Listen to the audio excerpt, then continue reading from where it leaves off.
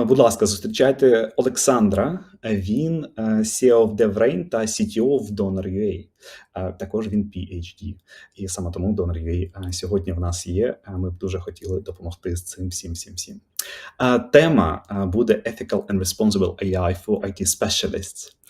Ми розглянемо практичні інструменти і методології, які IT-фахівці можуть використовувати для виявлення та зменшення викривлень, що допоможе створити більш справедливі та надійні рішення на основі штучного інтелекту. Нагадую, що питання будуть слайду, це буде окреме посилання в слайду, і, звичайно, Q&A-сесія буде така сама, як ми пророблювали, тому ви можете писати ваше питання у будь-який момент, коли вам буде зручно. Олександре, привіт. Дуже радий тебе бачити сьогодні. Навзаєм. Перш за все, дякую за запрошення. Дуже радий розповідати сьогодні про таку доволі незвичну тему, тому що зазвичай я розповідаю щось про те, як користуватися генеративним штучним інтелектом, або, в принципі, що таке штучний інтелект. Я почав цим займатися близько 15 років тому. І кілька років тому я вже робив кілька презентацій про етичний штучний інтелект, але, знаєте, тоді це було якось, чудово, класно, всі поговорили і забули, тому що, не було зрозуміло, для чого це всім потрібно. Кілька слів про себе. Дійсно, я є керівником компанії DevRain, яка займається розробкою програмного забезпечення, є співзасновником та CTO проєкту Donor UA, це платформа для донорів крові. Маю кілька нагород від компанії Microsoft, зокрема, це Microsoft Regional Director і Microsoft Most Valuable Professional у сфері штучного інтелекту. І є мій курс на Прометеусі «Початок роботи з ChatGPT» і випущена книга про те, як генеративний штучний інтелект змінює світ. Дійсно, сьогодні моя тема така доволі специфічна, тому що з однієї сторони про етику, про якісь регуляції повинні думати, мабуть, розробники в останню чергу. І завжди, коли з'являється таке поняття етики, знову ж таки, це щось таке доволі абстрактне і незрозуміло, як це все формалізувати. І я думаю, ви всі знаєте ось цей слайд, така проблема вагонетки, це така моральна дилема, що повинна зробити ось ця людина, яка тримає перемикач, тобто повинна вбити одну людину чи повинна вбити 5 людей. І на перший погляд здається, що дилеми тут немає, тому що, будь-хто, мабуть, скаже, мабуть, все-таки 5 людей вбити, все-таки гірше, ніж одну. Але дивіться, щоразу, коли ми будемо змінювати, скажімо так, умови цього завдання, цієї проблеми, скажемо, дивіться, а ось це всі 90-літні чоловіки чи жінки, а ось тут одна маленька дитина. Або навіть простіше. Уявіть собі, що це один українець, а це всі 5 москалів. І, відповідно, в залежності від того, які умови завдання ми будемо ставити, відповідь може бути іншою. Я досліджував багато різних опитувань і, скажімо так, знову ж таки, досліджень, які стосуються ось таких морально-етичних проблем. І я вам скажу, що в більшості своєму все дуже залежить від культури, від постановки завдання, від певних ситуацій, від певних нюансів. Тобто немає жодного рішення, яке задовольнило би усіх. І коли ми говоримо про технології, нам потрібно будувати ті чи інші інструменти, які, скажімо так, будуть працювати для великої кількості людей. Візьмемо, наприклад, розширення цієї дилеми вагонетки – це автопілоти в різних автомобілях. І знову ж таки питання, який алгоритм ми повинні закласти, якщо має відбутися щось погане. І, відповідно, відповіді на це питання практично немає. Насправді, якщо говорити про штучний інтелект, то питання етики тут насправді дуже-дуже обширне. Якщо раніше це було питання лише певних упереджень, те, що штучний інтелект може якось дискримінувати, то наразі список проблем, які дотичні до штучного інтелекту, він надзвичайно і надзвичайно великий. По-перше, це необхідність великої кількості електрики для того, щоб навчати штучний інтелект, перенавчати штучний інтелект, хостити всі ось ці, навіть коли ви користуєтеся генеративними технологіями і інструментами на кшталт ChatGPT, щоразу, коли ви робите запит, витрачається якась величезна кількість ресурсів природних. І, відповідно, коли з'явився GPT-4, ви пам'ятаєте, як воно довго працювало, і навіть казали, що щоразу, коли ви робите запит GPT-4, ви виливаєте склянку води просто в нікуди. Ось така проблема. Це може бути питання викидів вуглецю, це питання маніпуляцій, це питання різноманітних травм, психологічних травм, які може надати штучний інтелект, який не має свідомості, не має душі, не може, завжди він буде керуватися певними алгоритмами, а не, враховувати всі нюанси. Тобто, насправді, дуже-дуже багато різних є моментів, і чим більше розвивається ця сфера, тим більше питань піднімається. Є так звані принципи, на яких, скажімо так, ґрунтується поняття відповідального штучного інтелекту. Зараз я наводжу ті принципи, які є у компанії Microsoft, але, в принципі, якщо ви подивитеся якісь інші регуляторні документи або інші компанії, ви побачите, що плюс-мінус буде все те саме. Тобто це fairness, reliability, safety, privacy, security, inclusiveness, transparency, accountability. Іноді там якісь певні слова можуть трошечки змінюватися, але суть залишається такою самою. Зараз ми більш-менш подивимося на ті чи інші речі. Почнемо з того, що коли ми будуємо будуємо те чи інше рішення або використовуємо ту чи іншу модель, яка була навчена на тих чи інших даних, то ми повинні розуміти, що ось ці упередження, проблеми починаються саме з даних. Тобто, якщо дані були зібрані з певними порушеннями, вони містять упередження, знову ж таки, як природні, так і штучні, то це потім може відобразитися на і штучному інтелекту. Наприклад, якщо ми включимо в набір, наприклад, GPT, пропагандистські матеріали від росіян, то, відповідно, модель може бути, знову ж таки, упереджена. І, насправді, там політичний байас теж достатньо присутній. Тому, якщо ми розробляємо або навчаємо певну модель, ми повинні переконатися в тому, що набір даних у нас є достатньо хорошим, збалансованим, не містить певних упереджень. І оскільки ця презентація для технічних спеціалістів, то ми поговоримо про те, як це робиться. Перш за все, це використання інструменту Exploratory Data Analysis. Насправді, це доволі простий інструмент. Насправді, нічого складного в ньому немає. Нам потрібно візуалізувати наші дані, ми повинні зробити певний аналіз, подивитися, малювати якісь гістограмки, подивитися, чи є пропущені дані. І, по суті, на цьому етапі дейта-інженери, вони займаються тим, що шукають аутлайни в даних, вони шукають пропущені дані і дивляться, чи, в принципі, ці дані можуть допомогти нам, чи, в принципі, вони відповідають нашій задачі.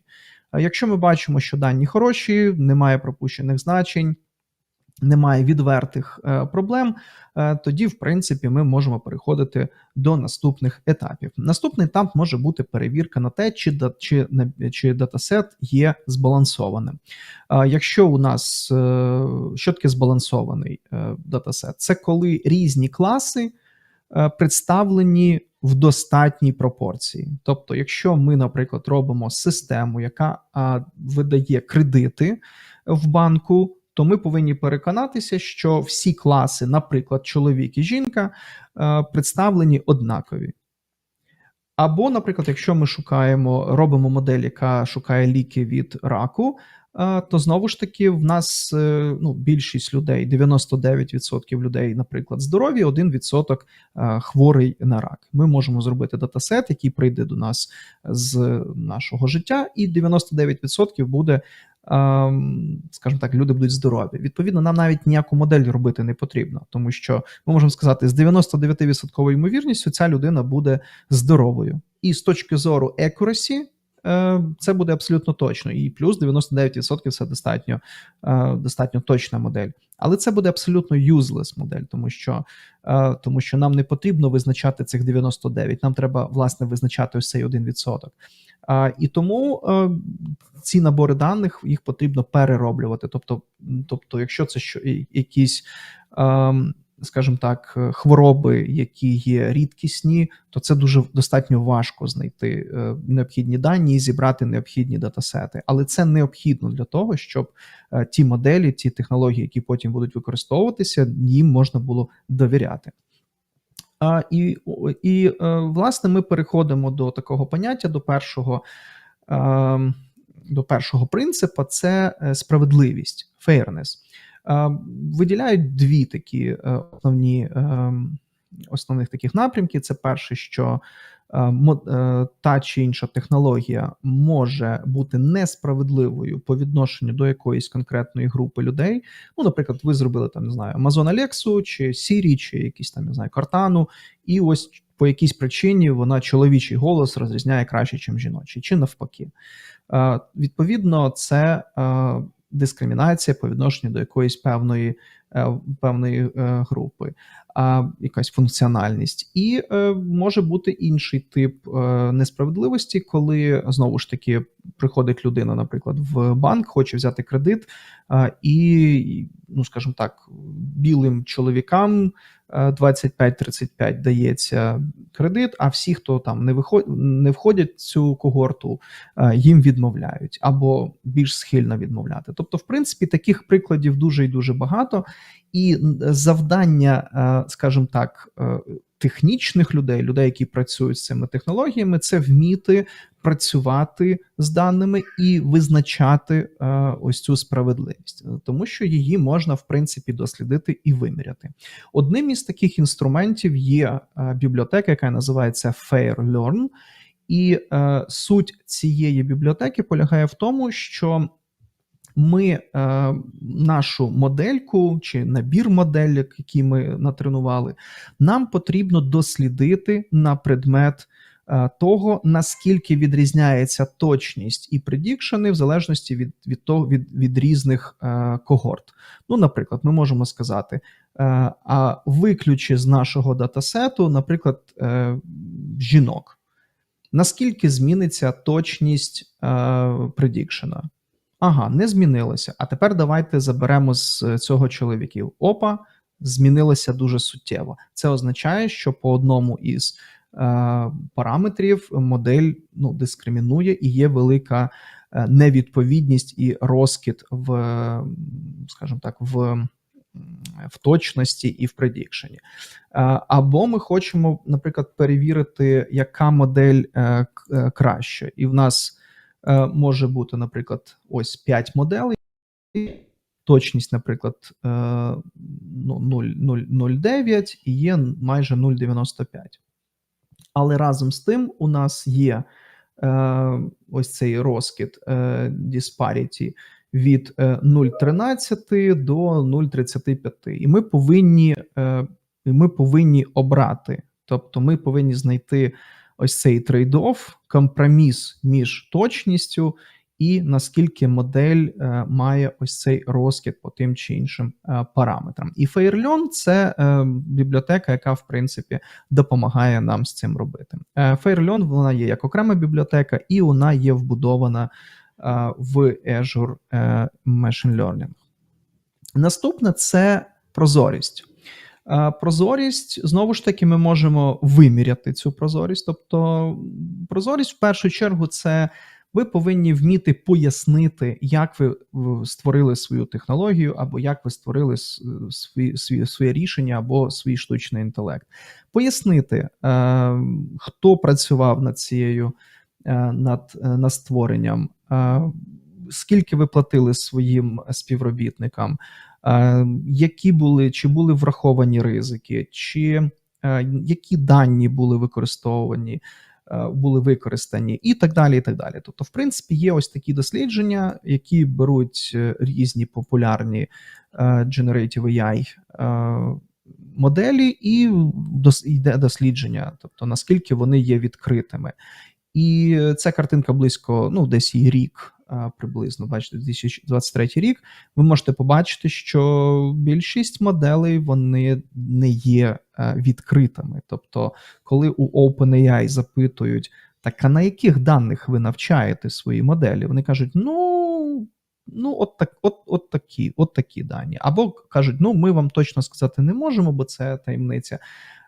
Ось, і вже дослідники там дивляться по контексту, які є датасети, які можна було використати. І потім досліджують самі датасети. І вони розуміють, що ось цей датасет WebCrawl, який використовувався, він насправді містить велику кількість і упереджень, і велику кількість сенситивного контенту, і багато, скажімо так, неліцензованого контенту і так далі, і так далі. І таким чином ми можемо сказати, що ці моделі не є прозорими. Якщо хтось вважає, що не потрібно використовувати проприєтарні моделі, а потрібно використовувати з відкритим кодом, я боюсь теж вас розчарувати, тому що моделі з відкритим кодом такі самі не відкриті, як і проприєтарні. Дуже багато речей, які начебто кажуть, що вони відкриті, вони насправді не відкриті. Ви все рівно не можете відтворити цю модель, тому що у вас немає ні розуміння, на яких даних воно було натреновано, ні якими методами, ні які там, тобто все рівно у вас немає, ви не можете там відтворити, повністю перенавчити цю модель і відтворити її. Таким чином, такі моделі теж не є відкритими. Наступна – це інтероперабельність, тобто наскільки, вибачте, не інтероперабельність, а наскільки ми можемо інтерпретувати результат роботи моделей. І тут теж доволі така цікава річ, що чим простіший метод, тим легше нам пояснити, чому він так працює. Але якщо говорити про чинні моделі і про чинний розвиток моделей, як правило, використовуються зараз штучні нейронні мережі, і всі генеративні моделі це, як правило, побудовані на трансформерах.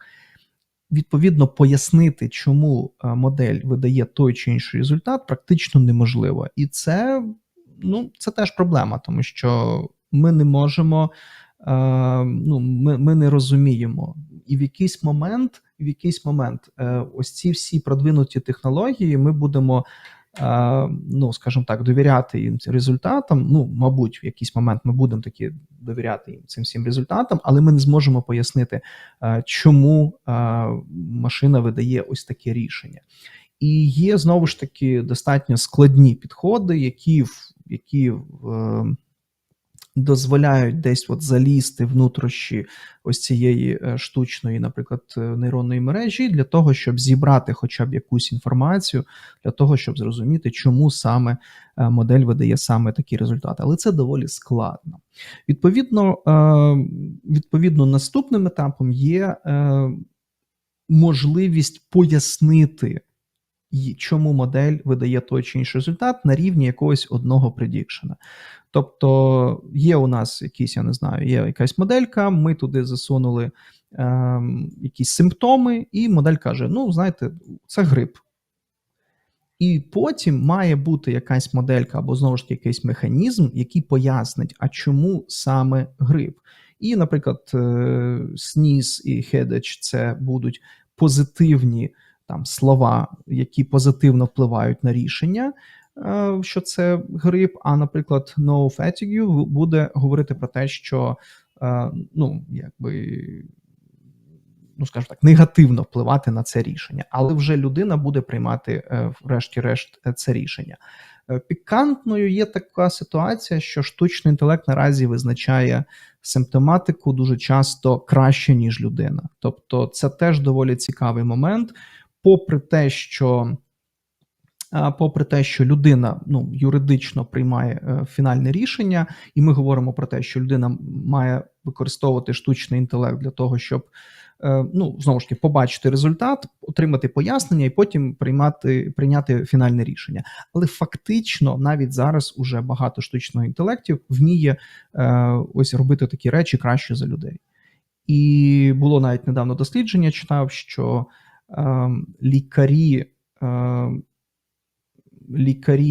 навіть коли бачать правильне рішення, вони менш схильні змінювати своє початкове рішення, і, відповідно, лікарі там роблять щось 72% ставлять правильних діагнозів, з штучним інтелектом 74%, тобто лише 2% покращення, а штучний інтелект робиться там 90+%. Ось, тому, знову ж таки, тут є дуже багато різних моральних і етичних питань, то все ж таки, хто ж має приймати фінальне рішення. Далі ще один приклад, тільки на прикладі зображень. Ось у нас є моделька, яка намагається зрозуміти, це перед нами вовк чи хаскі. І ми можемо побачити, що у нас є тут 10 прикладів, і ми можемо побачити, що лише 9-й варіант, ось такий ще, от ще 7-й. 7-й і 9-й був визначений неправильно. Ми кажемо, окей, доволі висока точність, 80%. Але після того, як ми попросимо модель показати, а що ж було причиною, чому, по яким ознакам модель обирала, що це хаскі чи вовк.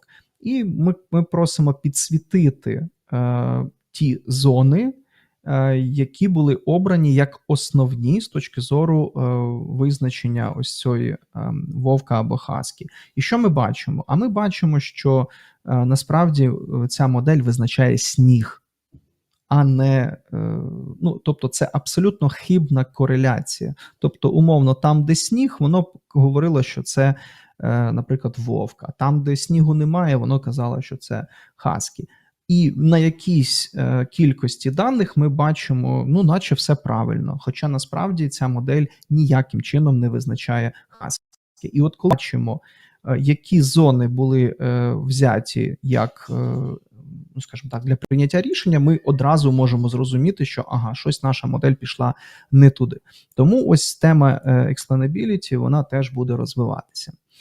З приходом генеративного штучного інтелекту ми бачимо величезну проблему з галюцинацією великих мовних моделей. Тобто галюцинації теж бувають різними, вони бувають фактологічними, вони бувають, скажімо так, коли модель просто щось допридумує, генерує якісь не існуючі посилання, або просто плутається в певних показниках. І насправді всі моделі, які є наразі, вони в тій чи іншій мірі галюцинують. На початку галюцинували всі, це було дуже, я думаю, ви бачили багато різних історій. Наразі компанії працюють над тим, щоб зменшувати ось цей ефект галюцинування. Все стало набагато краще, але все рівно проблема галюцинації, вона нікуди не прийшла. І тут є кілька підходів до того, як можна зменшувати ефект галюцинування. Можна покращувати свої навички промпт-інженірінга. Наприклад, є така техніка, яка називається Directional Stimulus.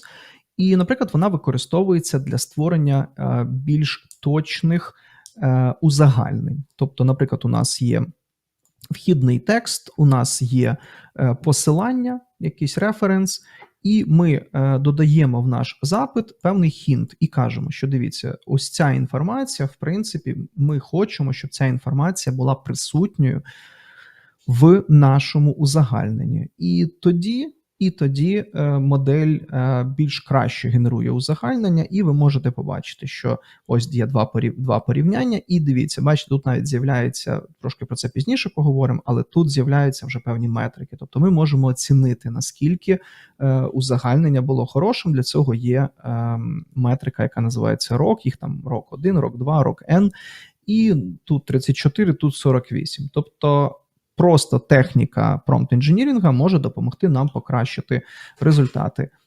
Або ще ось такий приклад – це Chain of Density. Тобто ідея полягає в тому, що ми хочемо зробити, знову ж таки, узагальнення, і ми кажемо, візьми оригінальний наш текст і зроби узагальнення. І от ми отримуємо першу версію. Після чого ми робимо наступний запит і кажемо, візьми, будь ласка, оригінальний текст, наше перше узагальнення, але не збільшуючи довжину узагальнення, подивися, які ключові факти, важливі моменти ти пропустив. І отримуємо другу версію узагальнення з якимись додатковими фактами. І робимо це кілька разів. І, відповідно, на якомусь останньому етапі, на 4-5 ітерації, ми отримуємо дуже хороше узагальнення, яке містить ось, тобто, в чому chain of density? Тому що ми збільшуємо густину ось цих знань і деталей.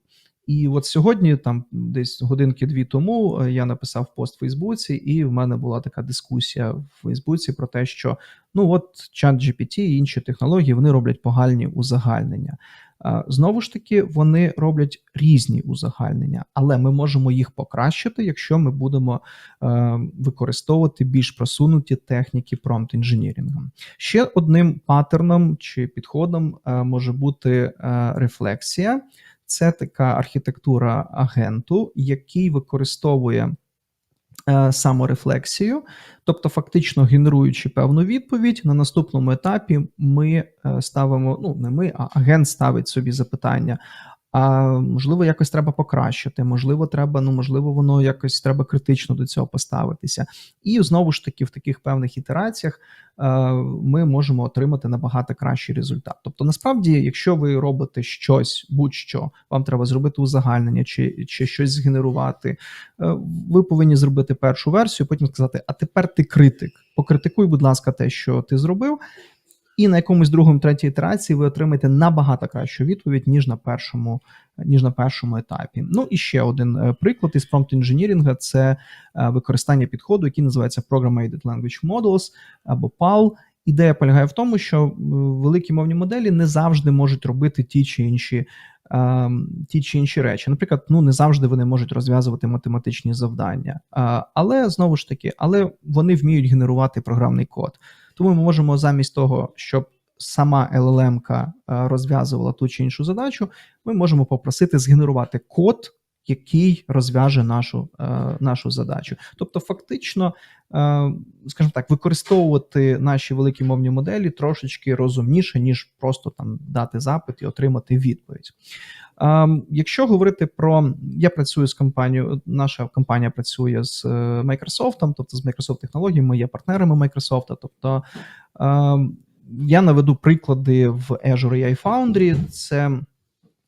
Це система, яка буквально тиждень тому перейменувалася з Azure AI Studio. По суті, це така єдина точка входу по всім AI-сервісам від Microsoft. І ось тут я зібрав кілька скріншотів, які показують, що ми можемо зробити з нашими рішеннями на базі штучного інтелекту, і яким чином ми можемо їх оцінити.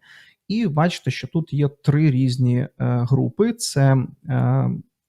Це оцінка якості рішення на базі штучного інтелекту, там, де є асистенти, це безпека, і це теж якість, але з точки зору Natural Language Processing, обробки природньої мови. Відповідно, в кожній цій групі є набір метрик, які ми можемо використати для того, щоб оцінити наше рішення. Наприклад, якщо ми зробили, скажімо так, рішення Retrieval Augmented Generation, RAG, тобто, по суті, ChatGPT на моїх даних, ми можемо ось зробити, оцінити його там з такими метриками. Наприклад, порахувати groundedness. Groundedness – це метрика, яка показує, наскільки відповідь нашого, наприклад, чат-боту ґрунтується на тих джерелах, які в нього були. Тобто, наскільки ми ґрунтували нашу відповідь на джерелах. Relevance – наскільки наша модель відповідає суті запитання. Coherence – наскільки наша відповідь є такою, знаєте, ну, вільною, наскільки текст є вільним, наскільки його легко читати, наскільки там правильна структура і так далі, і так далі. Fluency, наскільки речення і текст граматично коректний. GPT Similarity, наскільки відповідь відрізняється від еталонної. Тобто все це можна насправді порахувати. Тобто, коли я починав свою доповідь, ну, мабуть, було таке питання, ну як це можна виміряти? Але насправді ось є конкретні метрики, які дозволяють це все робити. Далі, якщо ми хочемо оцінити точність, якість, точніше, з точки зору обробки природньої мови, в нас теж є низка метрик, які ми можемо використовувати. F1 – класична метрика, яка використовується в штучному інтелекті. Але, наприклад, ви можете побачити Blue Score. Blue Score – це використовується при машинному перекладі, ROC використовується при узагальненнях. Ось, тобто, в принципі, знову ж таки, в залежності від того, яке завдання ви робите, ви завжди можете порахувати, наскільки ваші рішення є ефективними. Ну і, власне, безпека – це можливість оцінити як запити, так і дат роботи, наскільки контент містить, наприклад, закид до суїциду, або чи сексуальний це контент, чи є якась атака, ну, тому що в нас є там джелбрейки, у нас є інжекшени, в принципі, тут те саме. Тобто можна зробити prompt injection, можна використати якийсь інший тип атак, і, відповідно, уже от корпоративні системи, які дозволяють працювати з генеративними технологіями, вони дозволяють використовувати ось такі метрики і додавати ось систему модерації. І, власне, на завершення я займаюся, скажімо так, дослідженням різних регуляторних ініціатив і допомагаю Міністерству цифрової трансформації для створення тих чи інших документів, рекомендацій. І я зробив такий custom GPT з документами з різних країн, які стосуються регуляторних політик. Це і Україна, це і Штати, і Європа. І я попросив показати, так, а що там у нас про Responsible AI є. І якщо ви подивитеся, ви можете побачити, що насправді в кожному документі, в кожній регуляції є щось про Responsible AI. Таким чином, ця тема, вона достатньо, ну, я не можу сказати, що вона є достатньо поширена, тому що ми все ще знаходимося в ситуації, коли ми, в принципі, звикаємо до цих інструментів, ми вчимося ними користуватися. І ось ці всі responsible AI, етика, регуляції, вони виглядають десь дуже-дуже далеко і якби не про нас. Але в своєю доповіді я хотів показати, що ця тема розвивається, і рано чи пізно ми розробники, IT-спеціалісти, повинні будемо якби розуміти, що це таке, і впроваджувати це в власні розробки. Дякую. Олександре, дуже дякую за твою доповідь. Це тема дуже глибока, але мені сподобалось, як ти трошечки підвідкрив, мабуть, оту завісу. І... Так, давай пройдемося по питанням, але дякую за доповідь від себе просто. Так, в нас є декілька питань, і дуже дякую всім, хто також голосує за питання, тому що ми знаємо, які здати перші. Перше питання – це, мабуть, більше коментар на перше твоє відкриття. Це альтернатива 1 українець чи 5 москалів. І питання, чи можна ще москалів докласти. Отаке питання. Ну, я думаю, ми підемо далі, тому тут більше таке риторичне. Риторичне питання. Можемо. Так, саме так. Так, наступне питання. І мені подобається питання такі більш дійсно такі розгорнуті, відкриті, на які можна відповісти, мені здається, дуже так відкрито. І надавати безмежну силу для біонічної руки на базі штучного інтелекту, чи обмежувати можливості такої руки, І до кого тут мають застосуватись оті етичні норми, про які ми говоримо? Це дуже філософське питання. Тобто я робив одну доповідь і показував, як великі мовні моделі, які вони з точки зору політичних поглядів.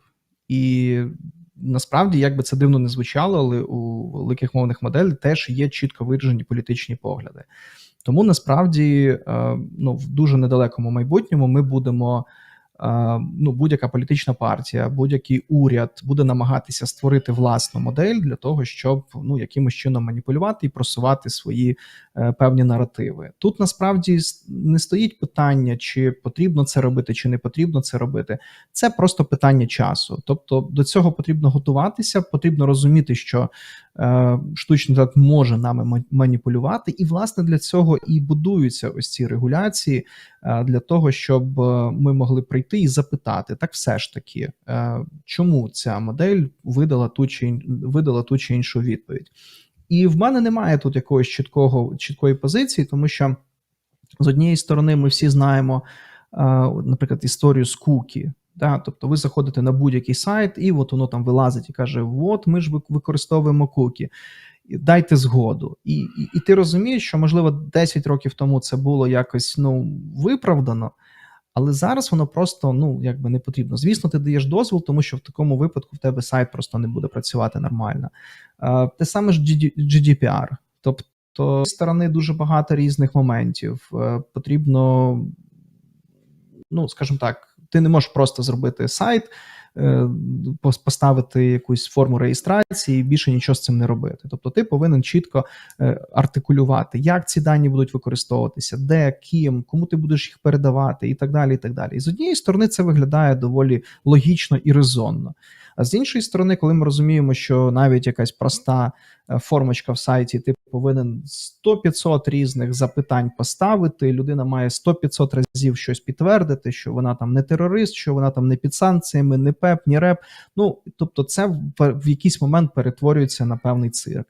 Те саме зараз виглядає зі штучним інтелектом. Тобто виклики достатньо великі,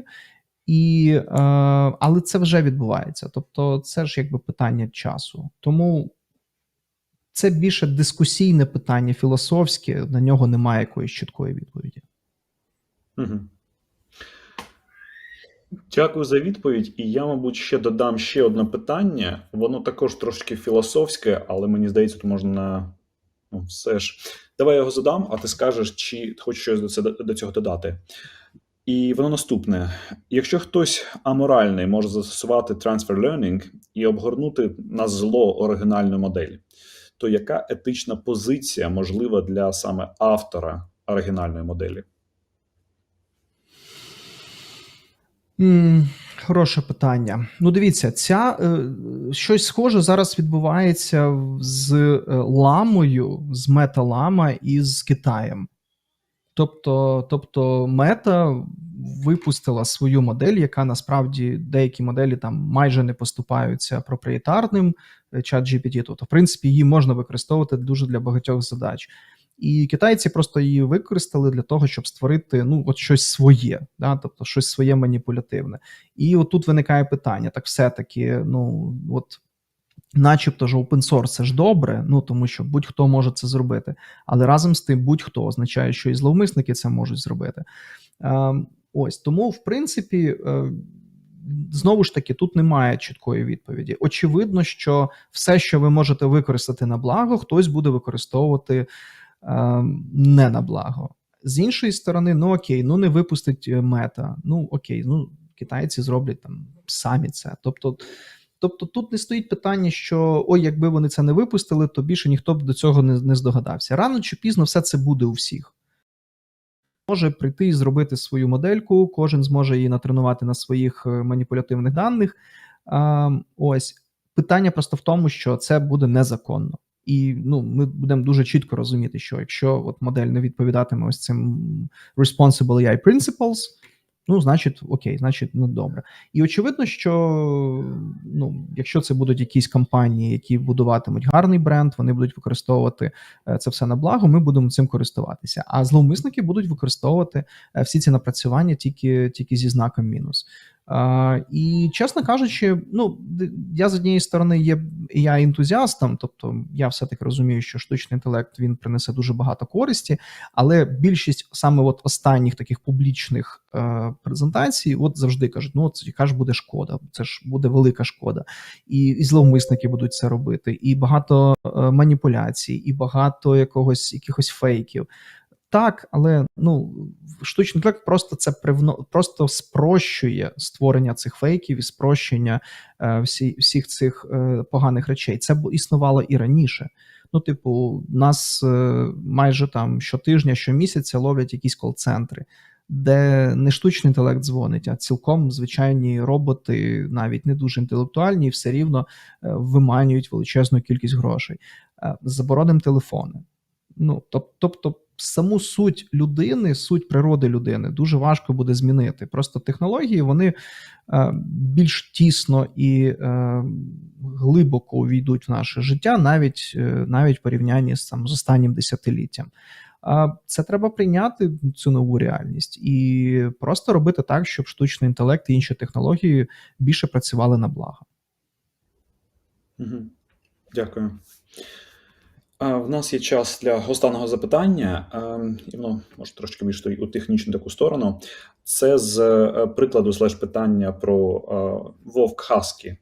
І питання наступне, що то радше все ж проблема тренувального датасету, чи все ж ні? От у ту хочу запитати. А насправді, дивіться, це достатньо такий ілюстративний приклад. Да? Тобто це не обов'язково. Може бути все, що завгодно. Можливо, це був датасет поганий, можливо, модель була погано натренована, можливо, взагалі не ту модель вибрали для тренування. Це насправді не так і важливим. Тут питання більше в тому, що це приклад візуальний, тому що його найпростіше показувати, коли ти робиш презентацію. Але насправді це саме стосується, наприклад, тексту. Тобто ви замість ось цього снігу побачите конкретні слова, які впливають на результат. І ви можете подивитися на слова, це не зовсім не ті слова, які, в принципі, я очікував побачити з точки зору того чи іншого рішення. Але тут ідея, дивіться в чому. Тобто будь-яка модель, її ж потрібно зібрати датасет, підібрати правильний модель, підібрати правильні параметри, потім підібрати, якщо це нейронні мережі, підібрати параметри, натренувати, не перетренувати, не дотренувати. Тобто треба зробити багато різних речей. От уявимо, що ми це зробили. І от воно, я ж кажу, тобто тут ми перескочили вже всі ці етапи, ми вже просто аналізуємо результат. От дивіться, от результат. Приходить ваш розробник до мене, приходить мій розробник і каже, от я зробив модель, от вона працює. Перше ж моє запитання, воно працює тому, що ми підібрали такі приклади, на яких воно працює, чи воно дійсно працює? І якщо мені кажуть, от на наших 10 цих випадках воно працює. Ні, цього недостатньо. Тобто ми повинні не просто на наших 10 прикладах зробити, ми повинні провести глобальне дослідження і зрозуміти, чи наша модель дійсно є точною, а не такою здається. І насправді є ще, дивіться, яка проблема. Тобто, коли модель ми натренували, вона на нашому датасеті видає дуже класні результати, тільки ми виходимо в продакшн, все, точність моделі. Чому? Тому що ми в наш набір даних внесли якісь синтетичні дані, або дуже гарні, або ті, на які ми сподіваємося, що до нас прийдуть. А людина прийшла і просто, не знаю, захотіла, якщо ми робимо prediction для Uber чи уклона, ми одразу і порахували наш датасет тільки по Києву. А тут раз людина хоче поїхати в інше місто. І все, наш алгоритм, він поламався, тому що в нас такого не було в наборі даних. Ось, тут питання в тому, що оця explainability, вона дозволяє чітко і швидко зрозуміти, чи наша модель, вона хороша, чи погана. І якщо хороша, то чому? І якщо погана, то чому? Чудово, Олександр, дуже дякую за відповіді. Підкажи, чи якесь питання тобі запам'яталось? Ми будемо роздавати подарунки людям, чи питання сподобалися спікерам? Мені сподобалось про обгортку, тому що це дійсно дуже, дуже цікаве питання, коли хтось зробив щось хороше, а ти потім такий, обернув і все. І начебто, і ти вже поганий. І яка на кому ця відповідальність? Це дуже хороше моральне питання, тому воно мені сподобалось. Добре, тоді я бачу, що людина, хто задав це питання, все ще в системі як анонімус. Будь ласка, додайте своє ім'я, щоб ми знали, як з вами зв'язатися. Олександре, ще раз дуже дякую тобі за доповідь, те, що ти поділився своїм досвідом, знаннями і, звичайно, аутлуком. Буде дуже прикольно просто почути про не просто щось таке, знаєш, загальне, а й коли вже так по прикладах, по питанням ми трошечки пройшлись, то завжди чудово. Щось таке, як би це сказати, не те, що новеньке, воно новеньке, тому що AI, він все ще такий, та ітерація, вона все ще молода, але все одно ми всі зараз вже живемо в тому світі, коли AI нам може подзвонити, як ти сказав, по телефону замість людини з кол-центру. Тому етична проблема або етичне питання, воно для нас дуже важливо. Дякую тобі. Дякую.